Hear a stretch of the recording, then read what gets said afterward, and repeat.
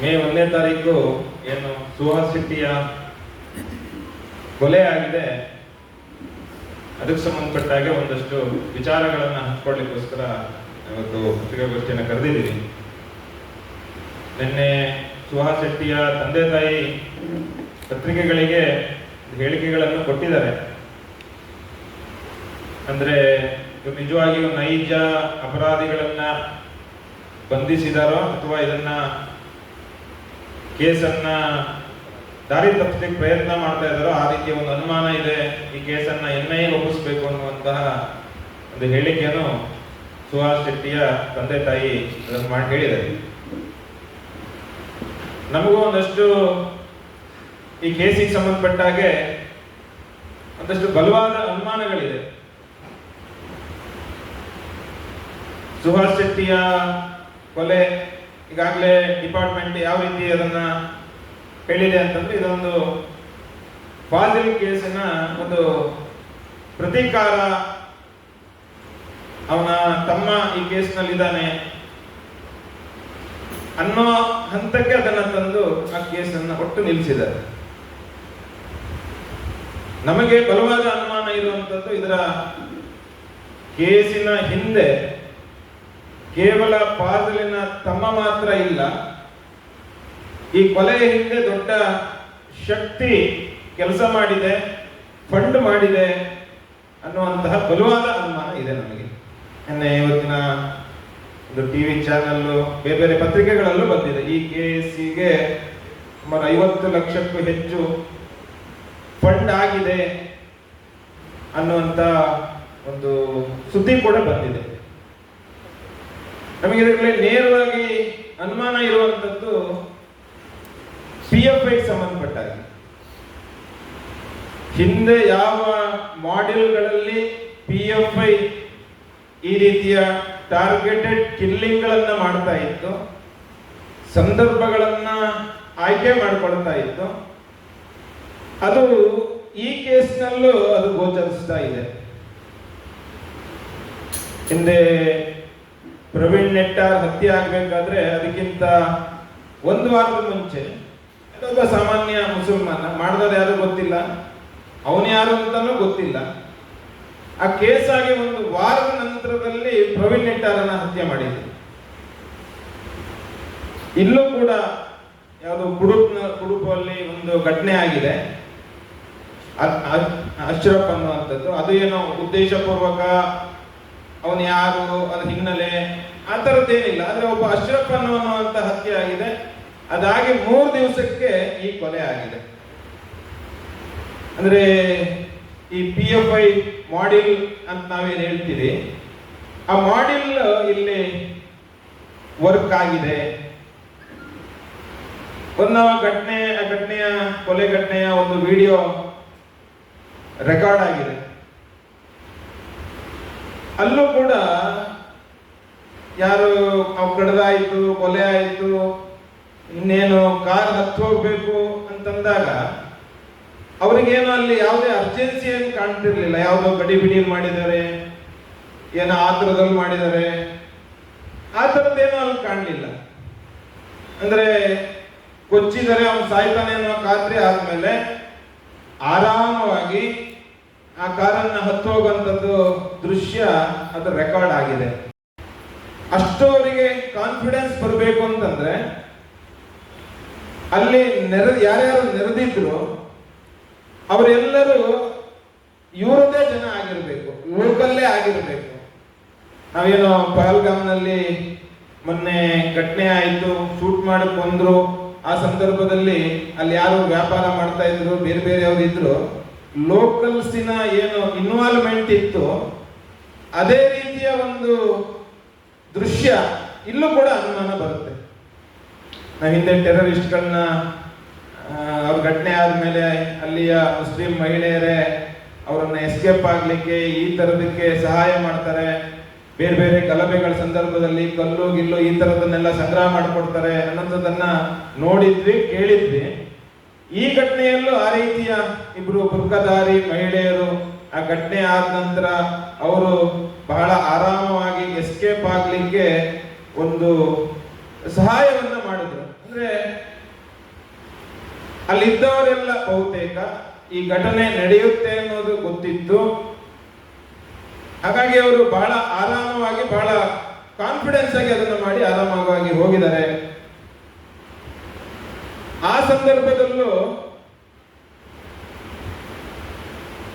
ಆ ಪ್ರದೇಶದಲ್ಲಿ, ಆ ಜಾಗದಲ್ಲಿ ಪ್ರಶಾಂತ್ ಪೂಜಾರಿ, ಬಜರಂಗ ದಳದ ಕಾರ್ಯಕರ್ತನ ಹತ್ಯೆ ಮಾಡಿದಂತ ಮುಸ್ತಾಫಾ ಹಾಗೂ ಕಬೀರ್ PFI ಕಾರ್ಯಕರ್ತರು, ಅವರು ಆ ಘಟನೆಯ ಸಂದರ್ಭದಲ್ಲಿ ಅಲ್ಲಿ ಇದ್ರು ಅನ್ನುವಂತಹ ಒಂದು ಬಲವಾದ ಮಾಹಿತಿ ಇದೆ.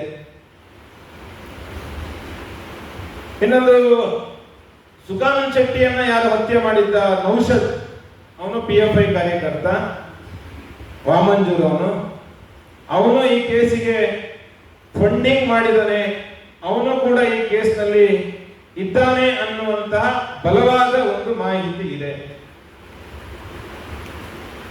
ಇನ್ನೊಂದು, ಯಾರು ಈ A1 ಇದ್ದಾನೆ ಮೊಹಮ್ಮದ್ ಸಫಾನ್, ಅವನು ಬಾಡಿಗೆಗಿದ್ದು ಇರುವಂತದ್ದು ಇಸ್ಮಾಯಿಲ್ ಇಂಜಿನಿಯರಿಂಗ್ ಕಿನ್ನಿ ಪದವನ್ನು, ಅವನು PFI ನ ಕಾರ್ಯಕರ್ತ.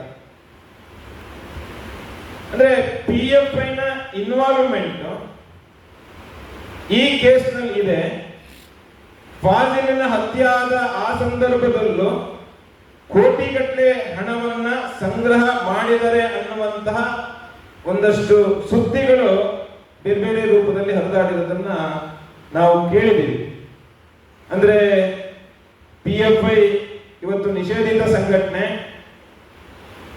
ಒಂದು ಭಯೋತ್ಪಾದನಾ ಸಂಘಟನೆ ಅಂತ ಕೇಳಿ ಕೇಂದ್ರ ಸರ್ಕಾರ ಅದನ್ನ ನಿಷೇಧ ಮಾಡಿತ್ತು. ಅವರ ಮೇಲೆ ಮುಖ್ಯವಾಗಿ ಇದ್ದಂತ 3 ಆರೋಪಗಳು ಅಂದ್ರೆ ಫಂಡಿಂಗ್ ಟು ಟೆರರಿಸಂ, ಟೆರರಿಸಂಗೆ ಫಂಡ್ ಮಾಡುವಂಥದ್ದು, ಟಾರ್ಗೆಟೆಡ್ ಕಿಲ್ಲಿಂಗ್, ಗುರಿಯಾಗಿಸಿ ಹತ್ಯೆ ಮಾಡುವಂಥದ್ದು, ಮತ್ತು ಸಮಾಜದ ಒಳಗೆ ಅರಾಜಕತೆಯನ್ನ, ಡಿಸ್ಟರ್ಬೆನ್ಸ್, ಸೋಷಿಯಲ್ ಡಿಸ್ಟರ್ಬೆನ್ಸ್ ಮಾಡುವಂತ ಪ್ರಮುಖವಾದಂತ ಆರೋಪಗಳು ಅವ್ರ ಮೇಲಿತ್ತು. ಈಗಾಗಲೇ ಈ ಆರೋಪಿಗಳಲ್ಲಿ ಒಬ್ಬರು ರಂಜಿತ್ ಮತ್ತೆ ನಾಗರಾಜ್ ಕಳಸದವರನ್ನ ಸೇರಿಸಿದ್ದಾರೆ. ಈ ರಂಜಿತ್ಗೂ, ಈ ನಾಗರಾಜ್ಗೂ, ಈ ಸುಹಾಸ್ ಶೆಟ್ಟಿಗೂ ಯಾವ ಸಂಬಂಧವೂ ಇಲ್ಲ. ಬಹುಶಃ ಅವ್ರು ಯಾರಿಗೂ ಸುಹಾಸ್ ಶೆಟ್ಟಿ ಯಾರು ಅಂತಾನೂ ಗೊತ್ತಿಲ್ಲ. ಸುಹಾಸ್ ಶೆಟ್ಟಿ ಮೇಲೆ ಯಾವುದೇ ದ್ವೇಷ ಆ ರಂಜಿತ್ ಮತ್ತು ನಾಗರಾಜ್ಗೆ ಇಲ್ಲ. ನಾವು ಕಳಸದಲ್ಲೂ ಒಂದಷ್ಟು ವಿಚಾರಣೆಯನ್ನ ಮಾಡಿದ್ವಿ. ಅವ್ರು ಯಾರು, ಆ ರಂಜಿತ್ ಮತ್ತು ನಾಗರಾಜ್ ಯಾವುದೇ ಅಪರಾಧಿ ಚಟುವಟಿಕೆಗಳಲ್ಲಿ, ಕ್ರಿಮಿನಲ್ ಆಕ್ಟಿವಿಟೀಸ್ಗಳಲ್ಲಿ ಭಾಗವಹಿಸಿದರೆ ಅನ್ನುವಂತ ಯಾವುದೇ ನಿದರ್ಶನಗಳಿಲ್ಲ. ಬಹುಶಃ ಅವರನ್ನ ಯಾವುದೋ ಸುಳ್ಳು ಹೇಳಿ, ಬೇರೆ ಯಾವುದೋ ಕೆಲಸಕ್ಕೂ ಬೇರೆ ಯಾವುದೋ ಕಾರಣವನ್ನ ಹೇಳಿ ಈ ಕೇಸ್ನಲ್ಲಿ ಇಬ್ಬರು ಹಿಂದೂಗಳು ಇರಬೇಕು ಅನ್ನೋದನ್ನ ಉದ್ದೇಶಪೂರ್ವಕವಾಗಿ ಈ ಕೃತ್ಯದಲ್ಲಿ ಅವರನ್ನ ಬಳಸಿಬಹುದು ಅನ್ನುವಂತ ಒಂದು ಬಲವಾದ ಅನುಮಾನ ಇದೆ.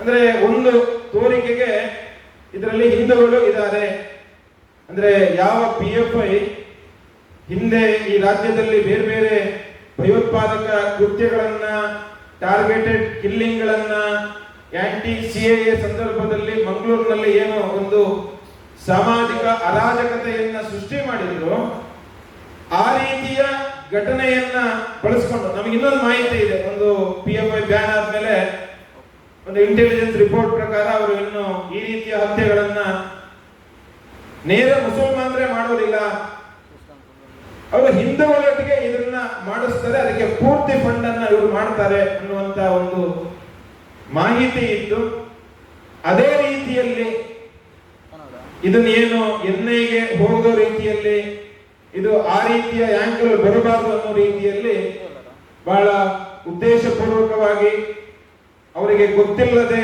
ಈ ಒಂದು ಕೃತ್ಯದಲ್ಲಿ ಅವರನ್ನ ಬಳಸಿರುವಂತ ಒಂದು ಸಾಧ್ಯತೆ ಇದೆ. ಹಾಗಾಗಿ ಇದಕ್ಕೆ ಸಂಬಂಧಪಟ್ಟ ಹಾಗೆ ಒಂದು ಅಮೂಲಾಗ್ರವಾದಂತಹ ಒಂದು ತನಿಖೆ ಆಗಬೇಕು. ಇದು ಕೇವಲ ಕೊಲೆ ಅಲ್ಲ, ಇದು ಫಾಜಿಲಿನ ಇದಕ್ಕೆ ಕೇವಲ ಅದಕ್ಕೆ ಪ್ರತಿಕಾರ ಅಲ್ಲ. ಇದರ ಹಿಂದೆ ಫಾಜಿಲಿನ ತಮ್ಮ ಆದಿಲ್ ಮಾತ್ರ ಫಂಡ್ ಅನ್ನ ಮಾಡಿಲ್ಲ. ಈ ಒಂದು ಕಾರಣವನ್ನ ಇಟ್ಕೊಂಡು ಇದರ ಹಿಂದೆ ಯಾವ ನಿಷೇಧಿತ ಭಯೋತ್ಪಾದಕ ಸಂಘಟನೆ PFI ಇದೆ, ಅವರೇ ಇದಕ್ಕೆ ಎಲ್ಲ ರೀತಿಯ ಹಣಕಾಸು ಮತ್ತು ಬೇಕಾದಂತ ಎಲ್ಲ ವ್ಯವಸ್ಥೆಯನ್ನ ಅವರು ಮಾಡಿದರೆ.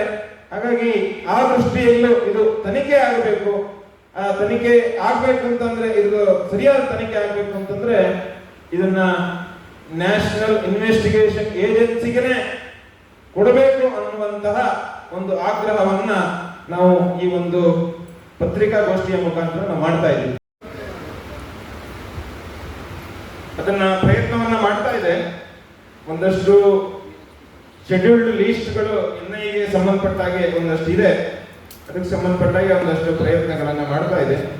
ಅದು ಆ ಥರದ್ದು ಇದಾಗುತ್ತೆ ಅಂತಂದ್ರೆ ಅವರು ಅದನ್ನು ತಗೊಳ್ಳೋ ಪ್ರಯತ್ನವನ್ನು ಮಾಡಬಹುದು. ಆ ಪ್ರಯತ್ನದಲ್ಲಿ ನಾವಿದ್ದೀವಿ. ಇದಕ್ಕೆ ಒಂದು ಕಳೆದ 10 ವರ್ಷದಿಂದ ವಿಶೇಷವಾಗಿ ಕರಾವಳಿಯಲ್ಲಿ, ಇಡೀ ರಾಜ್ಯದಲ್ಲಿ,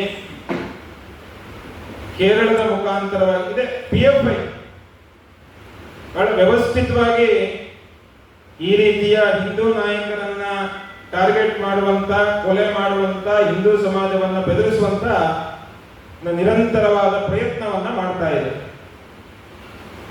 ಬೆಂಗಳೂರಿನಲ್ಲಿ ರುದ್ರೇಶನ ಹತ್ಯೆ ಆದಾಗ NIA ತನಿಖೆ ಮಾಡಿದ್ರು. ತನಿಖೆ ಸಂದರ್ಭದಲ್ಲಿ ಪತ್ರಿಕೆಗಳು ಬಂದಿತ್ತು. ಇವರು ಯಾಕೆ ಮಾಡ್ತಾ ಇದ್ದಾರೆ, ಉದ್ದೇಶ ಏನಂತಂದ್ರೆ 2047ಕ್ಕೆ ಈ ರಾಜ್ಯದ, ಈ ರಾಷ್ಟ್ರದ ಇಸ್ಲಾಮೀಕರಣ ಮಾಡಬೇಕು, ಈ ರಾಜ್ಯ ರಾಷ್ಟ್ರದಲ್ಲಿ ಶರಿಯತ್ ಕಾನೂನನ್ನ ತರಬೇಕು.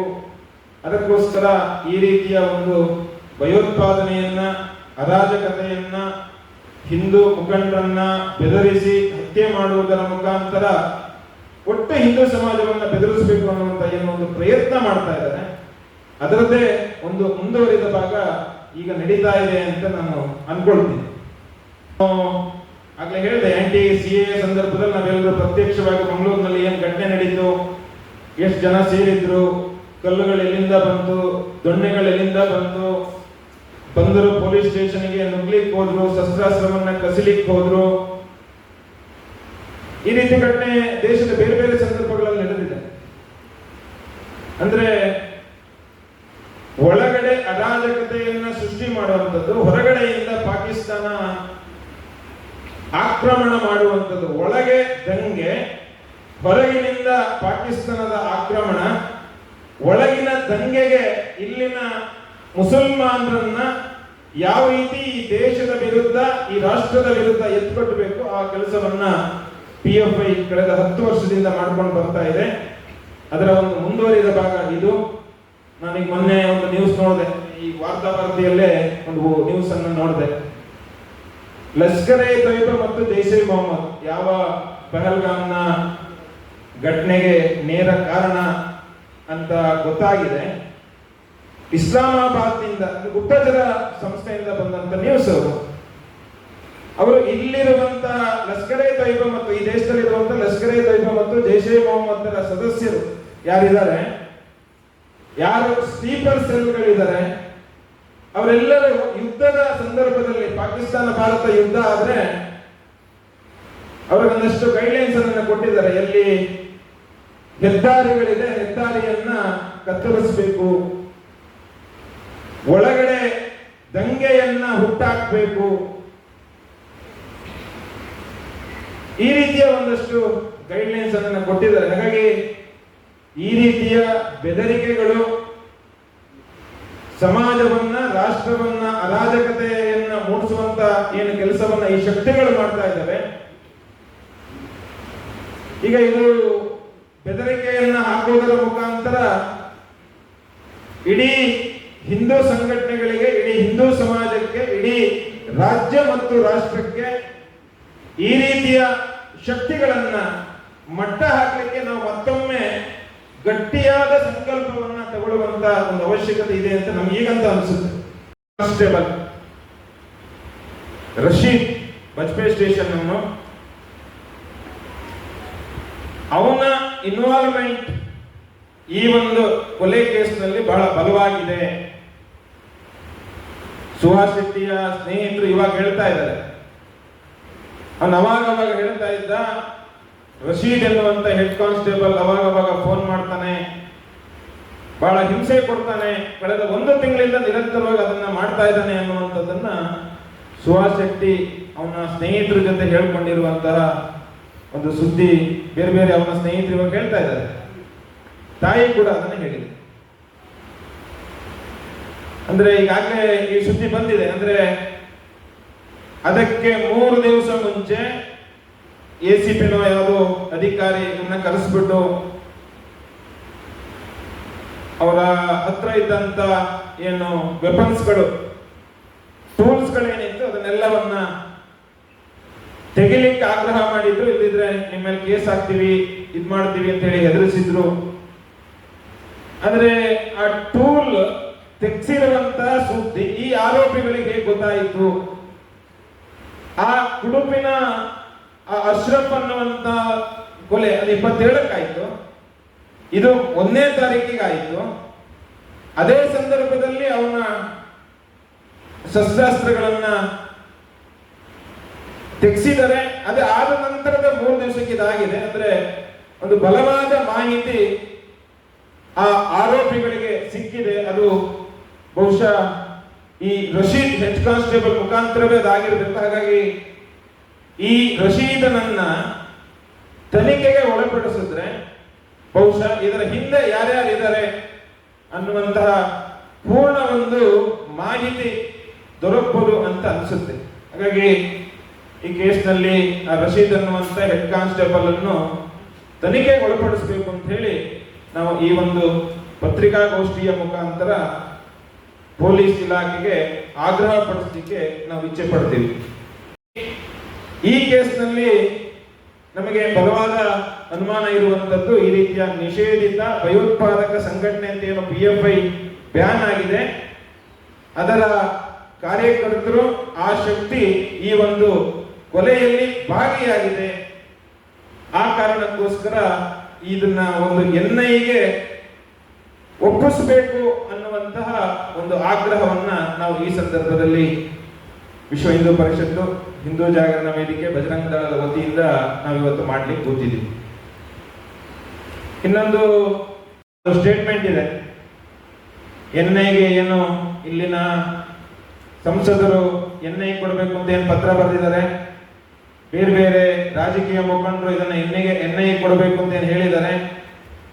ಸುಹಾಸ್ ಶೆಟ್ಟಿಯ ತಂದೆ ತಾಯಿ ಏನು NI ಕೊಡಬೇಕು ಅಂತ ಹೇಳಿದ್ದಾರೆ, ಅದಕ್ಕೆ ಸಂಬಂಧಪಟ್ಟಾಗ ಒಂದು ಸ್ಟೇಟ್ಮೆಂಟ್ ಕೊಟ್ಟಿದ್ದಾರೆ. ಅಂದ್ರೆ ನಮ್ಮ ಪೊಲೀಸ್ನವರೇ ಈ ಕೇಸನ್ನ ತನಿಖೆ ಮಾಡುವಷ್ಟು ಸಮರ್ಥರಿದ್ದಾರೆ ಅನ್ನುವಂತ ಒಂದು ಹೇಳಿಕೆಯನ್ನು ಕೊಟ್ಟಿದ್ದಾರೆ. ಅದು ಸತ್ಯ. ಅದು ಕರ್ನಾಟಕ ಸ್ಟೇಟ್ ಪೊಲೀಸಿನ ಸಾಮರ್ಥ್ಯದ ಬಗ್ಗೆ ನಮಗೆ ಯಾವುದೇ ಅನುಮಾನ ಇಲ್ಲ.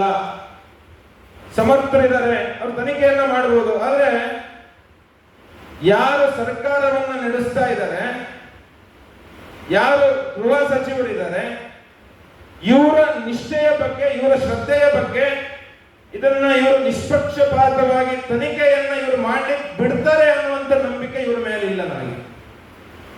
ಯಾಕೆಂತಂದ್ರೆ ಹಿಂದೆ 2022ರಲ್ಲಿ ಮಂಗಳೂರಿನಲ್ಲೇ ಒಂದು ಆಟೋದಲ್ಲಿ ಹೋಗ್ಬೇಕಾದ್ರೆ ಒಂದು ಕುಕ್ಕರ್ ಬ್ಲಾಸ್ಟ್ ಆಗಿತ್ತು. ಆ ಸಂದರ್ಭದಲ್ಲಿ ಒಬ್ರು ಸರ್ಕಾರದ ಪ್ರಮುಖ ಸಚಿವರೇ ಹೇಳಿದ್ರು, ಅದು ಯಾವುದೋ ಒಂದು ಕುಕ್ಕರ್ ಸ್ಫೋಟ ಆಗಿದ್ದಷ್ಟೇ, ಅದು ಅವ್ರ ಅಮಾಯಕರು, ಅವ್ರು ನಮ್ಮ ಅಣ್ಣ ತಮ್ಮಂದಿರು, ಬ್ರದರ್ಸ್.